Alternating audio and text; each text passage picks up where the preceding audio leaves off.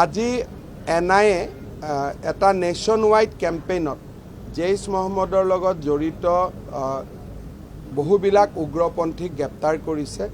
তাৰে 7জন অসমৰ গোৱালপাৰা জিলাৰ পৰাও আছে। ই আকৌ এবাৰ প্ৰমাণ কৰিছে যে অসমত মৌলবাদীৰ পৰা যিটো প্ৰত্যাহ্বান সি ৰিয়েল আৰু সি প্ৰকৃত। বহুত সময়ত এইবোৰ কথা ক'লে এচাম মানুহে আমাক তুলুঙা কৰে, কিন্তু বাৰে বাৰে প্ৰমাণ হৈ আহিছে যে আমি যি কথা কৈ আছোঁ সেইটোৱে সঁচা। আজি যেতিয়াই এনআইএ নেশ্যন ৱাইড ৰেইড কৰে, অসমৰ এজন নহয় এজন থাকিবই। অসমত যে মৌলবাদী শক্তি সোমাই আছে আৰু তাৰ পৰা যে আমি সাৱধান থকাৰ প্ৰয়োজনীয়তা আছে।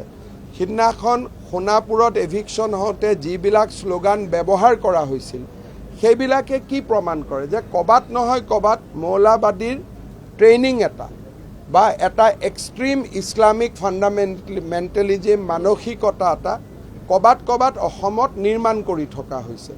কচুতলিৰ ঘটনা আৰু যোৱাকালিৰ এৰেষ্ট, এইবিলাকে এইটোৱে প্ৰমাণ কৰিছে যে অসমত অহা 10-15 বছৰ পিছত আমাৰ খিলঞ্জীয়া মানুহসমূহে গভীৰ অনিশ্চয়তাত বাস কৰিব লাগিব আৰু আমাৰ কাৰণে জীৱন ধাৰণ কৰাটো ইয়াত বহুত মুস্কিল হ'ব।